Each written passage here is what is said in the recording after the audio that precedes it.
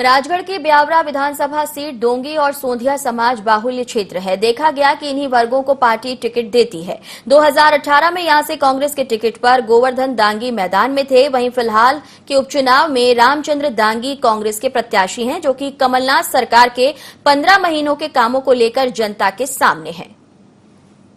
2018 में ब्यावरा से कांग्रेस ने जीत हासिल की, लेकिन दुर्भाग्य बस गोवर्धन दांगी जो यहां से विधायक बने वो दुनिया में नहीं रहे, देहावसान हो गया। अब ये सीट फिर खाली हुई है, यहाँ से उपचुनाव हो रहा है, लेकिन एक बार फिर मैदान में दांगी ही है। रामचंद्र दांगी पहले भी चुनाव लड़े हैं, लेकिन फिर एक बार मैदान में आने के साथ ही अपना भाग भी आजमा रहे। रामचंद्र दांगी जी, पहले भी आप चुनाव मैदान में रहे हैं, लेकिन इस बार का चुनाव बहुत अलग है, क्योंकि अकेला आपका चुनाव नहीं है, बल्कि 28 सीटों पर चुनाव है। आपने ये भी कहा था कि किसानों के कर्ज माफ हो जाएंगे। इन तमाम सारी बातों को लेकर आप जनता के सामने पहुंच रहे हैं, क्या कह रही है जनता? देखिए, ब्यावरा विधानसभा के चुनाव तो निश्चित रूप से हमारे जो पूर्व विधायक जी की वजह से रिक्त हुए हैं, और जो गोवर्धन दांगी जी विधायक उस समय चुनाव लड़े थे, उस समय जो वर्तमान भारतीय जनता पार्टी के जो प्रत्याशी है वो भी चुनाव लड़े थे और वो उनसे परास्त हुए थे।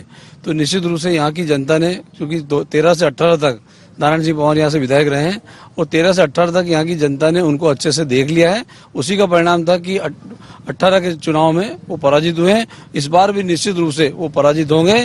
जहाँ तक प्रदेश की 28 सीटों का सवाल है और ब्यावरा का सवाल है, इस प्रदेश में 15 साल की भारतीय जनता पार्टी की सरकार को जनता ने नकारा था और शिवराज सिंह जी को हटा करके कमलनाथ जी की कांग्रेस की सरकार यहाँ की जनता ने बनाई थी कि ये सरकार अच्छा काम करेगी, और 15 महीने उन्होंने काफी अच्छे काम किए।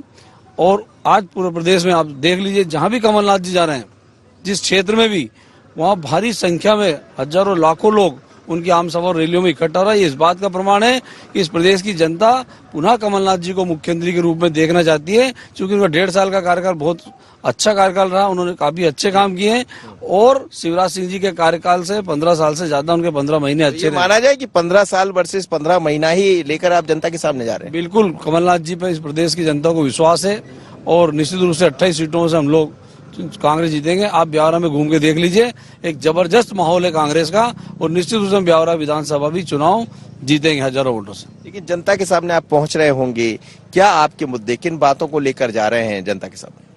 देखिए, हमारे मुद्दे एक तो ये कि पिछली सरकार, कांग्रेस की, कमलनाथ जी की सरकार ने किसानों का कर्जा माफ करने की बात की थी, और अभी विधानसभा में भी सरकार ने जवाब दिया कि 25 लाख 26 लाख किसानों का 11,000 साढ़े 11,000 करोड़ रुपया, करीब 1-1 लाख तक किसानों का माफ कर्जा हुआ है।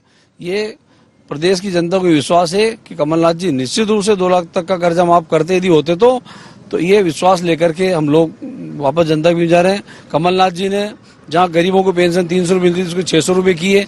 कमलनाथ जी ने इस प्रदेश में एक गोवंश के लिए भी उन्होंने हजारों गौशाला बनाई। ये सब मुद्दों पे प्रदेश की जनता को विश्वास है, और इन सब मुद्दों को लेकर के, और जो वर्तमान भाजपा के विधायक हैं, यहाँ प्रत्याशी हैं, उनके 5 साल की नाकामी को भी हम लोग बता रहे हैं कि उन्होंने इस क्षेत्र में कोई विकास नहीं किया।